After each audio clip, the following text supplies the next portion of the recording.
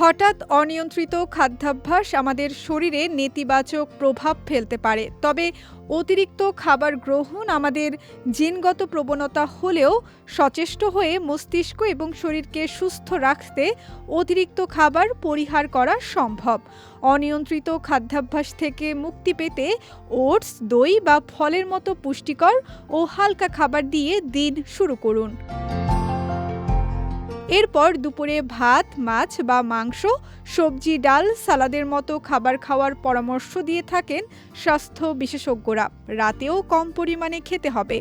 মাঝে একবার বা দুবার হালকা নাস্তা হিসেবে ফ্রুট সালাদ বা টক দইয়ের লাচ্ছি খাওয়া যেতে পারে।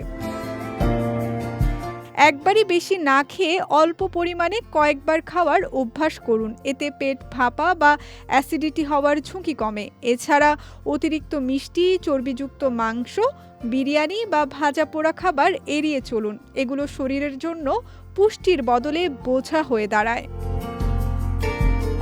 আমিষের উৎস হিসেবে মাছ, ডাল ও ডিম খাওয়া যেতে পারে। মাংস হিসেবে চামড়া ছাড়া মুরগির মাংস খাওয়া ভালো। রেড মিট খেলে চর্বি ছাড়া মাংস খাবেন এবং মাংসের ঝোল না খেতে চেষ্টা করবেন। পাশাপাশি প্রতিদিন 8 থেকে 12 গ্লাস বিশুদ্ধ পানি পান করুন। গ্রিন টি এবং বিশুদ্ধ পানি শরীর থেকে টক্সিন বের করতে সাহায্য করে। গরমের সময় শরীরের ইলেকট্রোলাইট ব্যালেন্স ঠিক রাখতে ডাবের পানি, ঘরে তৈরি ফলের জুস বা টক দইয়ের লাচ্ছি পান করুন।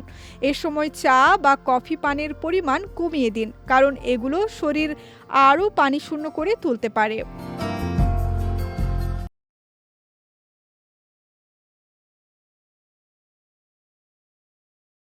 একই সঙ্গে মেটাবলিজমের গতি বাড়াতে প্রতিদিন 20 থেকে 30 মিনিট হাঁটাহাঁটি বা যোগ ব্যায়াম করুন। এতে রক্ত সঞ্চালন বাড়বে এবং কোষে অক্সিজেন সরবরাহ নিশ্চিত হবে। সেই সঙ্গে রাতে 7 থেকে 8 ঘন্টা ঘুম নিশ্চিত করুন, কারণ নিয়মিত ঘুমানোর অভ্যাস শরীরকে প্রাকৃতিকভাবে ডিটক্সিফিকেশন করতে সাহায্য করে।